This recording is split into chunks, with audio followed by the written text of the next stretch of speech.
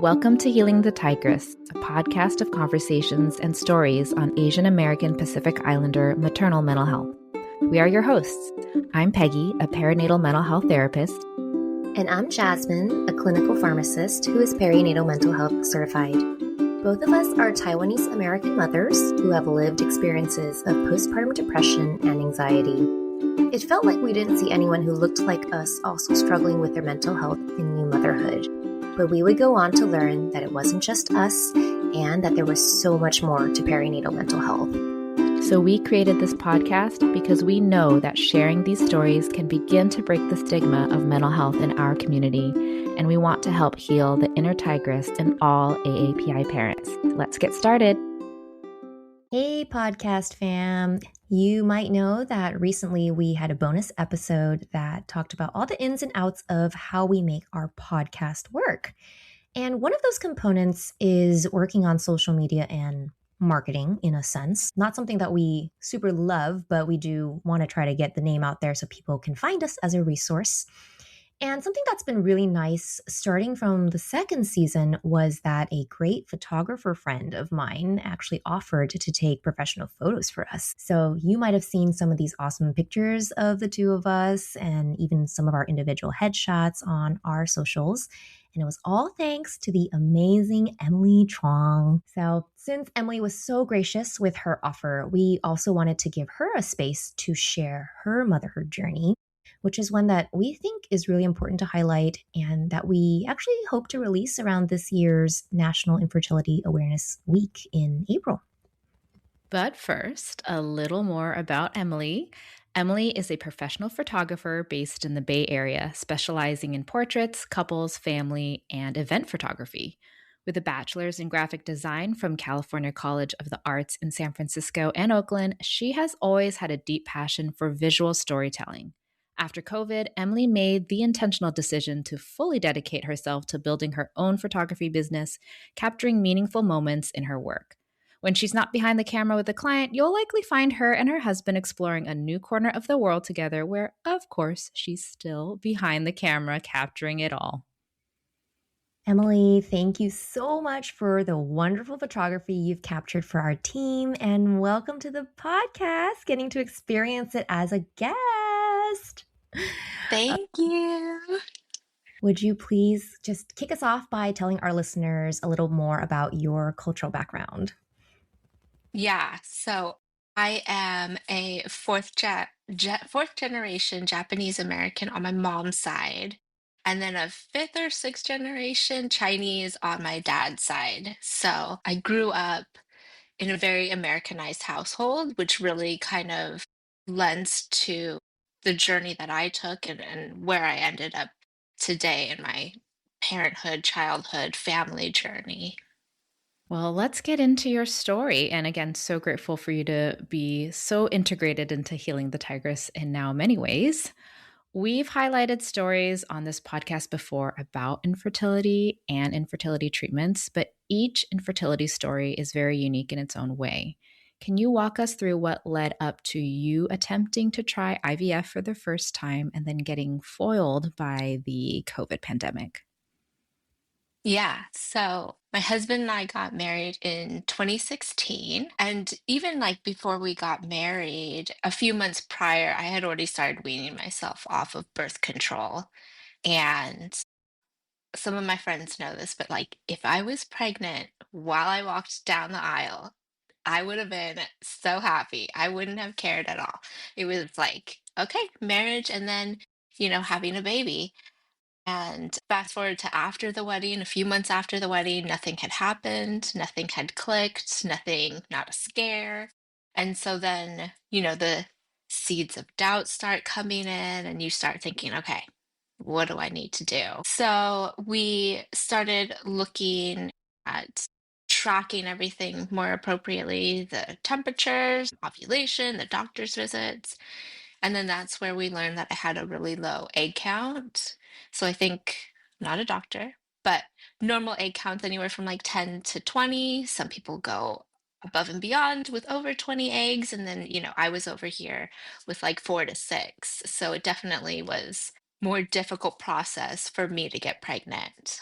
So we did the IUIs for maybe a year or so, and then that's when we tried to look at IVF. Yeah. And then when you started exploring IVF, it sounded like you were gearing up to starting it, but then the pandemic happened, right? So what happened then? Yeah, so we finally made the decision to do IVF, did all the testing, bought all the medications, did all the shots, did the testing afterwards to see when was the best time to do an egg retrieval. So we scheduled it for a Monday in March, and then that Friday prior, everything shut down, hospitals shut down, and since IVF was considered an elective surgery, they said, yeah, absolutely not. There's no reason for you to come in. And so then that means, the months of preparation and such just kind of fall to the wayside. Must have been really hard, especially if you were already like gearing up for it and mentally, physically preparing, and then this huge wrench that nobody actually understood was just thrown in. Yeah. Yeah. Yeah, Yeah. completely. And no timeline either, because once the pandemic hit, people were like, is this a 2-week thing? Is this how long are we, going to be quarantining and staying in? Well, after that first attempt, that didn't even really happen. So it sounded like you weren't even able to go through with that first IVF, right? But you guys finally got to a point where you were able to attempt it for reals. And it sounded like it didn't happen until 2022 where you made it to that egg retrieval stage. So this sets us like, what, 2 years out? What was that next obstacle once you got to this stage? Yeah, so getting married in 2016, it wasn't 4 years until we did our first attempt with COVID, and then another 2 years after that. So it's, already a 6-year journey. And we're ready to try again. And what had happened with that one was, again, still a low egg count. Obviously, with more follicles, more eggs gives you a higher chance of success to have, a healthy embryo, a viable embryo. During this round of IVF, number of eggs I was able to retrieve was 6, but then throughout that process, some fall off because either they're not growing at the right rate or they don't look, healthy enough. We were able to get one embryo from the 6, and then I think they monitor the embryo for maybe 1 or 2 days and see how well it grows.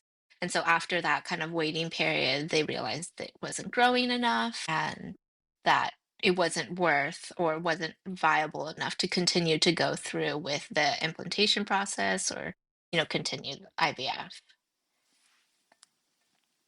How did it feel to be going on this 6-year journey and be left with one embryo and to say, this one's not even going to go through? I think that for me, because it had already been 6 years, there was already kind of like that doubt process of like, this is um not for me or not gonna happen for me. I think going through, at least for me and my husband, going through the second round was just kind of, well, one, we had to try because we had never done a full round. But it was just going through the process of just trying and seeing what happened. But that in the back of my mind, it was just kind of doing a check mark that, like, yeah, we tried. I think deep down, I kind of knew that it just wasn't going to happen for us. So when it didn't, I was disappointed because it's something that you want, but I wasn't shocked, if that makes sense. There's disappointment, but there's also like, yeah, that was it. That was what was going to happen, obviously. Yeah. It sounds a lot like anticipatory grief, where when I work with some folks who are anticipating, even like a pet, they're going to lose a pet and they know it's coming. And then the work, those 6 years, and even that first time, and also even before that, it's almost as if you've already started this grief process. And so when the news finally hit, you were both like, yeah, that's a shock, but also in some form or fashion, you were preparing yourself for it. Yeah. I mean, and whether that's part of like trying to protect yourself and not hoping for too much, but yeah, our IVF doctor always kept saying, "But yeah, you have a low egg count, but you just need one. We just need one to make it happen." And I'm just like standing there, like I know she's trying to like give me hope, but I'm just like, yeah, yeah, okay, okay. Like, you know, I'm an odds person. Like, it's just we just need one. It's just a little bit too much for me. I went through a very brief, compared to you, period of time where doctors labeled me also as infertile and, this wasn't happening. And we would have to start running tests and considering our next steps and options. And then, it naturally happened. But during that period, I find that one of the hardest parts also is just it seems like the world is moving on around you, like everyone else is moving on with their lives. And people are getting married and then people are starting families. This pandemic happened, but people are still moving on with their lives. And then it just feels like you're the one that's stuck in limbo a little bit. And that part to me always felt kind of like one of the harder parts that, like, okay, maybe I'm on my own timeline, but this timeline really sucks and it feels very lonely. So I don't know if that also played into your journey, but and maybe you were just starting to protect your heart a little bit as you were going forward to get ready for maybe what would happen. Yeah, I definitely had a lot of support, with my husband. We're very, open about what was on our mind and, having people around that were going through similar journeys. Because it's surprising about how once you start talking about it, how everyone's like, wait, what, you too? Or, going through even something as, early on as an IUI and then going into IVF and finding out, even people that already have families and they're telling me that, one of their children was 4 rounds of IVF. You kind of always look at families and you're just like, oh yeah, they have a family, easy peasy. But knowing even that kind of information was always really interesting. It's the stories that we keep behind our closed doors that part of the podcast is trying to open those doors.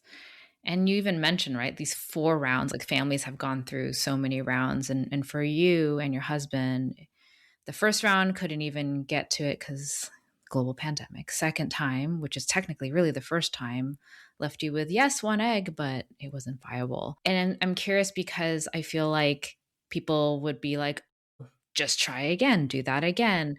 But one of the things that people recognize but might not fully truly feel the burden of when it's not their own story is that financial burden of fertility treatments and options. And IVF is incredibly expensive. And like you said, it was elective according to the powers that be. And Yeah. so it's often a privilege to be able to do it even once, if not multiple times.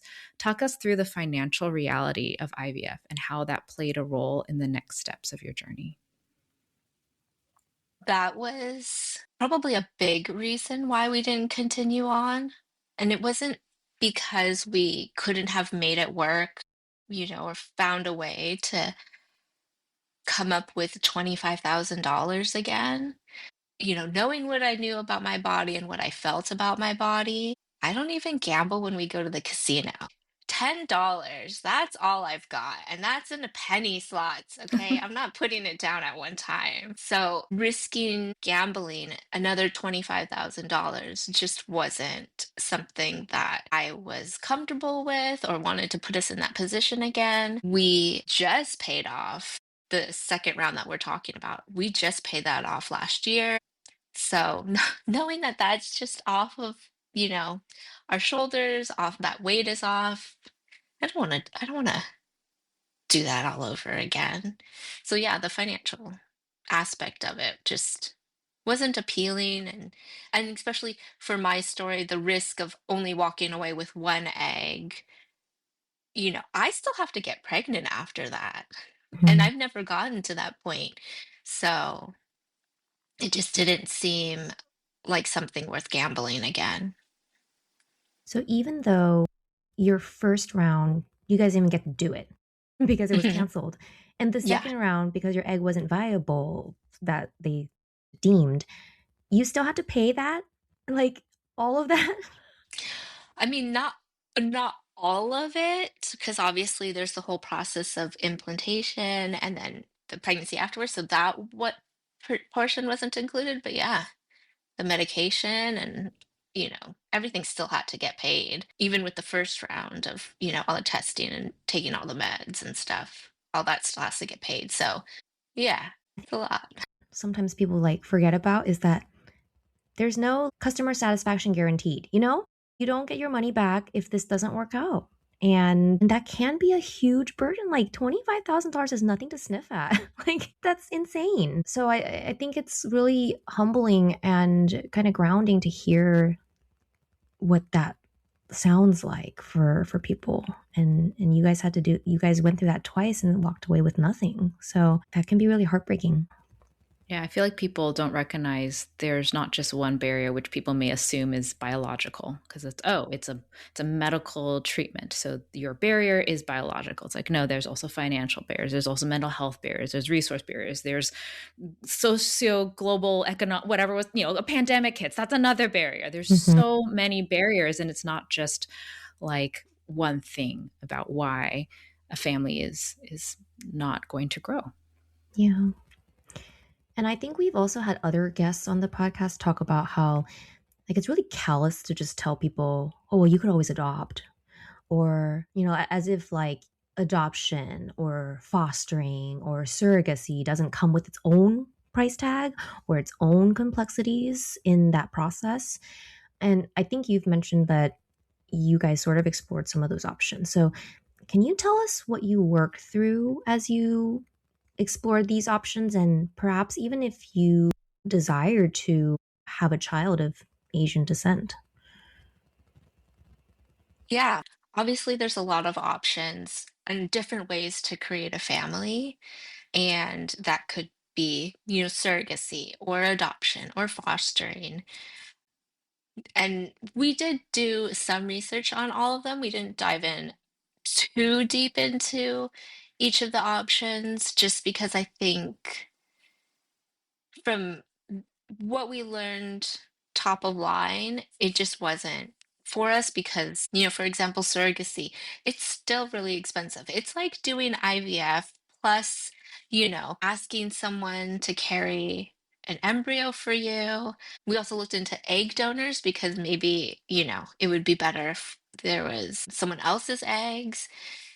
But if we did an egg donor and then I did IVF, I've never gotten to the point where I had ever been pregnant. So what was, spending all that money to then put something into me where like it might not work, the surrogacy aspect. And then, adoption. We talked about adopting and, one of the things that we considered was adopting a baby or a child of Asian descent that has, that looked like me and my husband. So we did an orientation with a pretty big adoption agency nationwide in the US. And that was just one agency, so I can't speak for all of them. But they were quoting us anywhere from $50 to $70,000 for various reasons. Now, from my understanding, is now it's, marketing yourself as a couple that could provide an amazing life for your child. And so the idea that you have to reach out to potential mothers that are in this place where they don't want to continue on with their pregnancy or continue being a parent.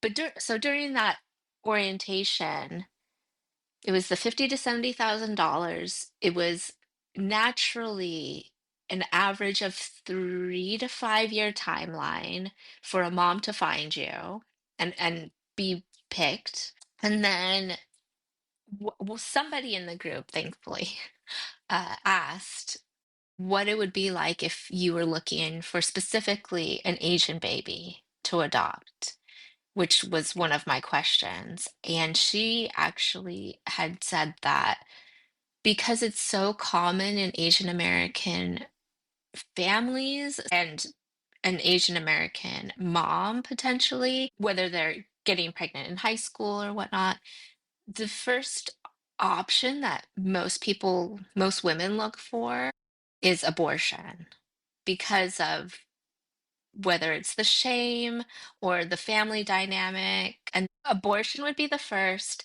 and then absorption into the family would be the second option, which is, your mom, your aunt, a second, you know, distant family member takes on guardianship of that child, and then we don't speak about that ever again. So that there was no timeline of finding a match if you were looking for a baby of Asian ethnicity. So adoption for us wasn't an option anyways because of the financial aspect, because of the timeline. 3 to 5 years was already kind of a crazy timeline, and then to have an open-ended timeline just wasn't wasn't it. So then we looked into fostering, and from what we learned and we respect completely is that reunification to the biological family is always the goal. Makes complete sense, but that just didn't. And I know a lot of people use fostering to adopt as a way, but it just didn't. It wasn't. I'm realizing more as I'm hearing your story how much our racial background actually is a factor in whether or not you can create your family as an outcome of dealing with infertility. Because all the options you explained, it's like, if I want my child to look like me, now it's even harder. And not that it's not as hard for white or black or Latino families who are dealing with infertility to pursue something like adoption or whatnot. But the reality is that there are less Asian babies up for adoption or for any of these things. And it is important to so many people to say, but I do want my child to look like me. That is important. I want to be able to share our culture. And again, Asian parents who adopt kids that aren't Asian, they can still teach culture and all those things, but it's this added layer of the infertility journey among Asian parents that I'm realizing now is like, yeah, it really ends up being that one becomes childless not by choice. It's a heavy thing, I think, also to assume that responsibility of being able to pass down your culture and explain it to your child who doesn't know any better if they don't look like you and they have all these questions. It's a lot of work. Parenting itself is already hard enough. Without that extra layer, all these other extra layers of the biology, of the race, and these other background factors.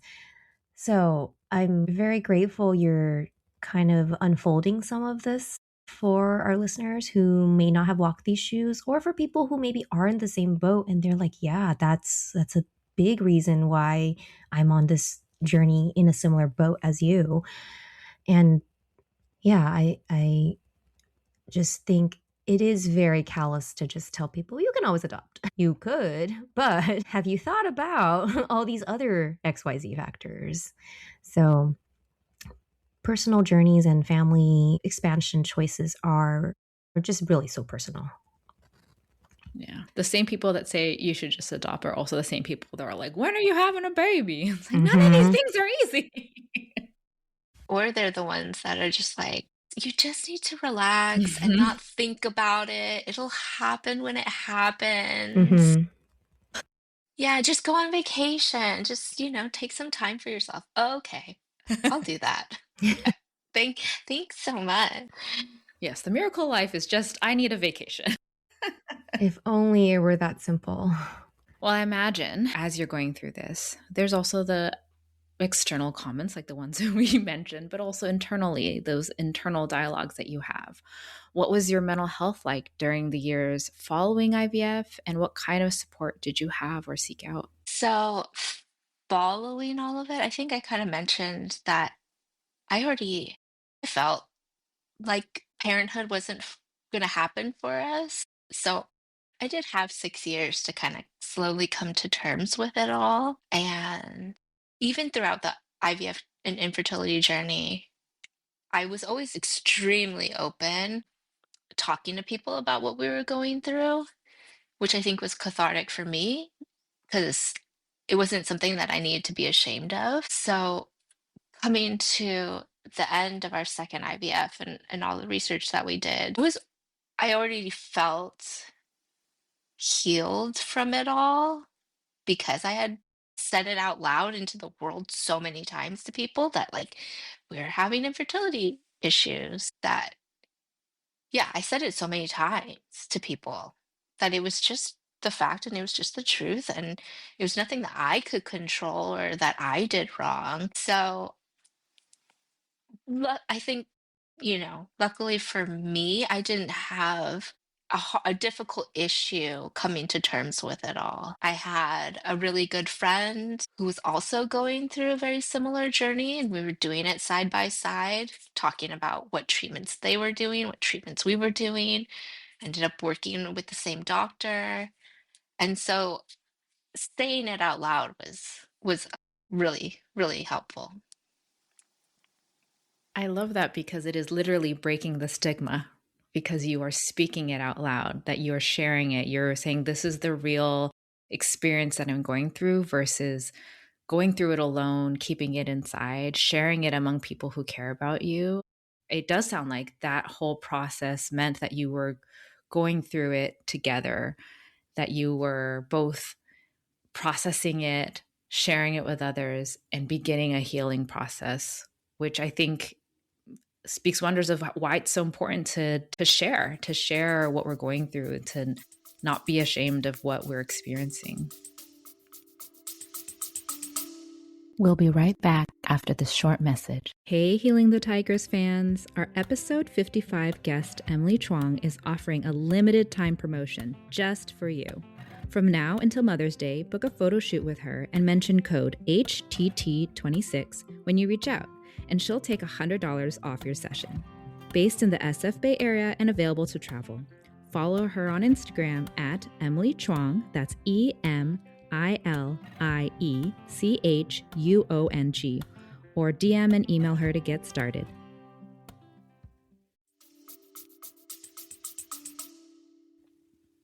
Yeah. I think there's that power of, you're not alone, and that's huge. Being able to start talking about it, I think, does start that healing. So it sounds like you were already putting yourself in a good mental space by leaning on the people around you. And we've talked about this so many times, how like community is so important in whatever you're going through. And naming it kind of like just takes away that feeling of, I don't have to hide this. This is not something to be ashamed of. And like you said, it's not like you did anything wrong. You were just trying your best. And so I think that's great, I think, for other people to hear about it, because I think so many of us do kind of just bury it down. And I don't know if it comes from maybe you growing up in an environment where your Asian American background has come to the point where like boiled down to the point where we're not back here where our parents are still like, trying to survive, and we're still recovering from a lot of that generational trauma. And I'm sure your family has gone through a lot of, versions of that too. But you to be raised in this way where you didn't feel there was shame in talking about it and leaning on your family and friends for support. And, there are people who wholeheartedly choose to be child free. But you've mentioned that choosing to be child free wasn't this sort of like aha moment for you. And especially, this really was not by choice. Like you did want and desire children. So there was a lot of grief that came with your journey, whether or not it was the end of it or like all along the way, and you were slowly dealing with it to arrive at the place that you are today. How do you feel like you ultimately found that peace, that you guys were child free, not by choice, but this is just what it is? How did you ultimately find that peace? And what would you say to others who are in a similar boat of being child free, not by choice? I think I mean, it was a journey to come to this place after the second round and after the research and going through the roller coaster of let's look into adoption. Oh, no, not that. Let's look into surrogacy. No, not that. Going through that roller coaster motion just to check these things off our list was part of the process of coming to terms with it. I think relieving myself of this imposter feeling that I had because I felt like I already knew where we were going to be in a year or 2 years. So coming to terms with just saying like I don't want to do a third round of IVF and just knowing, I don't know, there was just this imposter feeling that I had. Like if we did another round, it wouldn't be because I knew that it was going to work. So getting relieving myself of that pressure to have to try again was helpful and helped me come to terms with, you know, being child free. My husband always was super supportive of the whole process of IVF and said, we could do it 6, 7, 8, 10 times.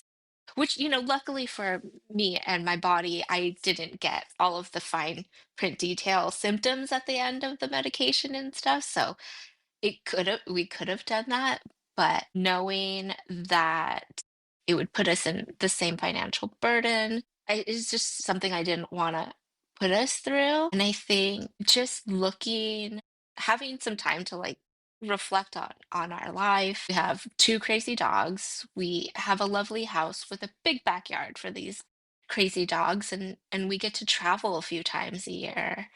And looking at our life from the outside perspective, I knew and I was completely satisfied and happy with the life that we were able to create.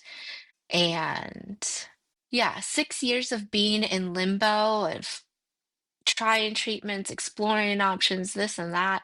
I really just needed a break. I needed to come up with an answer and a solution, and saying the words child free out loud was such a weight off my shoulders, and I could actually give people an answer where it wasn't a conversation where I needed solutions. I could just say, "We're child free," and that is that. And period. I think a lot of one and done families are a little bit like that too, where they're on the fence a lot and everyone keeps asking, when are you having kids? Are you going to have a second one? You should have a second one. And there's all these like outside noises, but what you really needed is like your own permission to be able to live this life as it is because you're very happy and content with how it is. And it doesn't need to be changed. And it's just a period at the end of the sentence. So I really resonate with what you just said about that because finding that peace and lifting that pressure off your shoulders is huge. Not being in limbo. I think when you said like 6 years of limbo, it's like limbo's Yeah. limbo for a Yes. reason. It's an in between, and it's Yes. really hard to exist there. Yeah. I think finally having an answer for where our journey is so so weightlifting. And I think anyone that is in the process of deciding whether or not it's right for them, I don't know. I don't know if I can answer that because, like, it really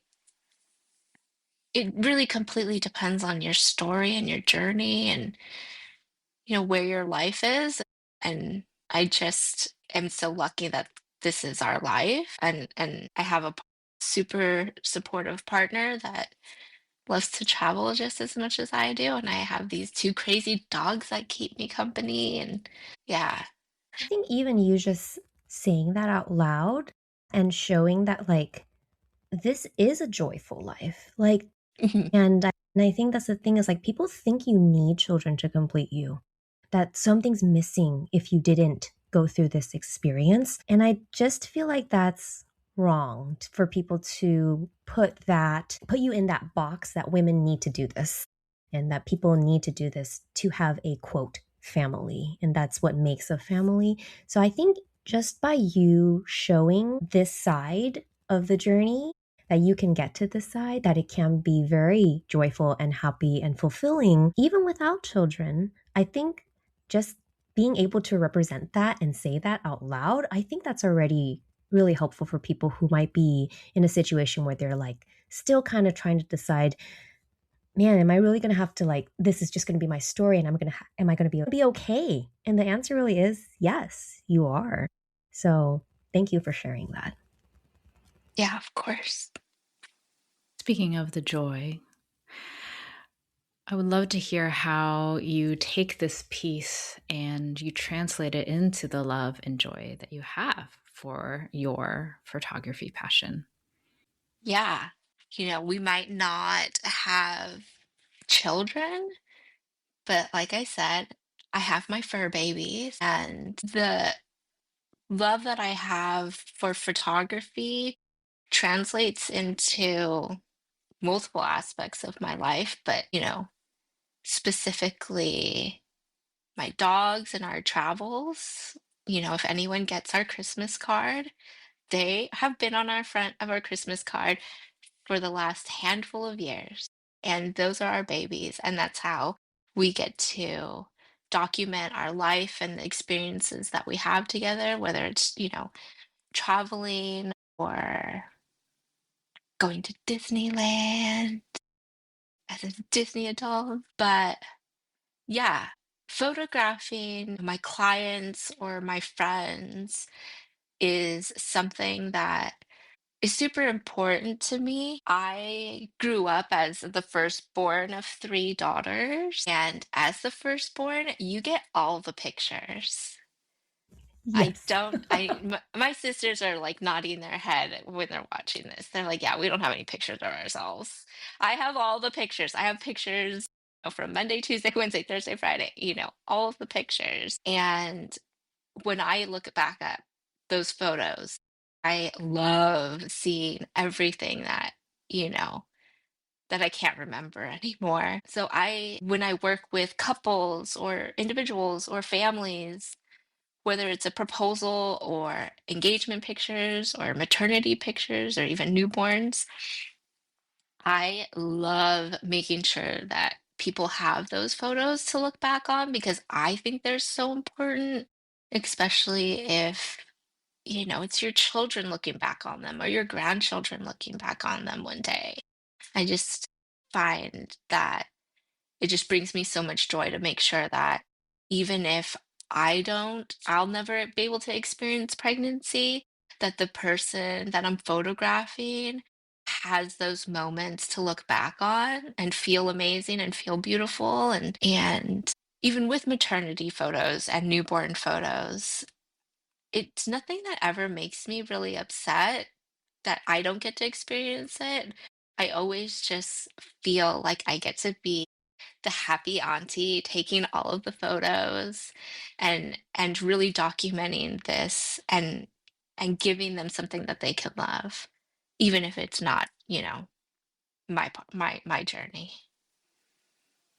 As recipients of your art, we too felt all of that as we did photo shoots with you and cannot agree more with what you shared. It definitely shines in your work. And I think in so many ways, women all have a creative ability, whether it's creating life, creating art, creating stories. I think there's something inherently about being able to create that we all have. And for you, it is this form of capturing memories and making that really important to the people you work with. It's kind of nice to hear how you can live a little bit vicariously through your clients in a way too and grow with them. Like if you see them year after year and you see their kids growing up and, seasonally you're doing the yearly like Christmas card photo shoots for them and stuff. There's something probably pretty special about that, I can imagine. And Emily does such great candids. I feel like she's just really about the moment, not as much like the posed stuff, but like the candid shots are really something special, I think. Like you said, I'm guilty of being the firstborn daughter with all the photos too. And I look back and I am actually a little bit sad that like my sister doesn't have as many of those because like I almost feel like I would like to look back on some of those as myself, even though I'm older than her and I've watched her grow up. But there's something really special about having those preserved when they're young. So I I agree with what you're saying. Like, yeah, we need those. You need to take those and just, they're only little for so long. You got to capture it now. Yeah. So, Emily, we end all of our episodes with an idea of talking back to a past version of ourselves in the place that you are in today. You're so much wiser and stronger and at peace. And well, in the spirit of healing your inner tigress, like if you look back on yourself in one of your hardest times, what would present day Emilie go back and tell her past version of yourself? I think there's a few things. One of the things that I always try to tell people when I do talk about my fertility journey, and whether it's because, as women or Asian women, like not to speak up a lot, but is to try and advocate for yourself during these treatments. Obviously, COVID put like a big 2-year gap in between our journey, but it was 6 years of trying all of these things when I feel like it could have happened a lot quicker and a lot sooner if I had just spoken up and really asked for the proper test or to move on from a certain treatment. So I think speaking up more when you feel the way that you feel is something that I wish I had done and not been on such a long journey to come to this realization. Another thing would probably be to just, which is definitely part of being Asian American, is just talk to people more, whether it's family or friends, is just throw it out into the world because you you really have no idea how many people are going through the same thing and or have gone through the same thing with success, but not sharing it is extremely isolating. And I think because I would just tell anybody who would listen, I got to be in a better place a lot sooner. At least, it was beneficial for me. And then, yeah, child free, I think you're not giving up on a life that you could have had. You're just choosing to have the life that you've created and something that is just as loving and just as amazing, you know, with or without children. And and I think coming to the terms with that sooner would have been helpful for this limbo that I had put myself into. But talking about it, saying it out loud was really helpful for me. I love that answer because it is why we exist. Let's talk about it. Let's put that out there. Emilie, thank you so much for being in so many ways interweaved into Healing the Tigress. Now, with your story part of our art, where can our listeners find you if they want to know more about you or your work or book a session with you?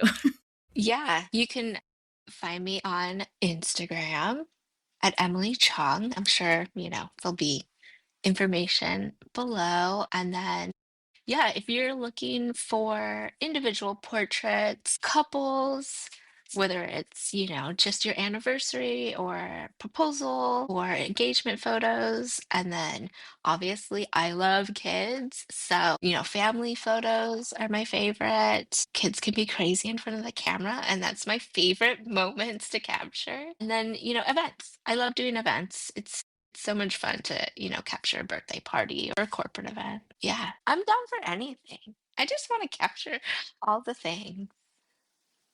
We'll definitely link your Instagram and your website in the show notes so people can look you up and see if they want to book you. We'll tag you on all the socials. So check out her work, everyone.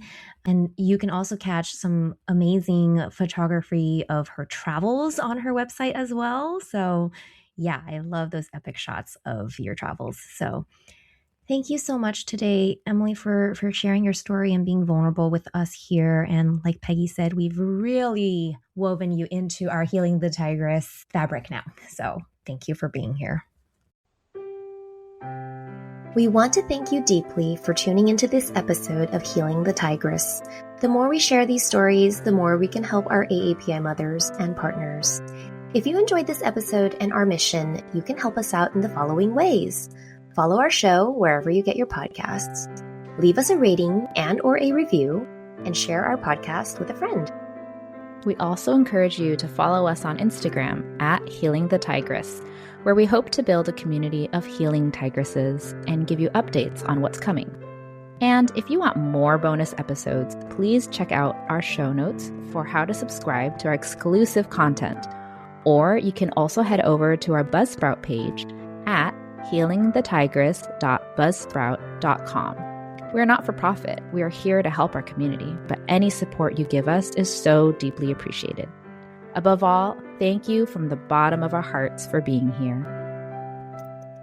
Healing the Tigress is produced and edited by Peggy and Jasmine. Music for this show is remixed by Dr. Tony Huynh of Tony Mixes. Our intro music is a cover of You and Me by Z Avi, played by our co-host, Peggy. Our outro music is a cover of Green Island Serenade, played by Jasmine's sister. Cover art design is by Dr. Angela Chung.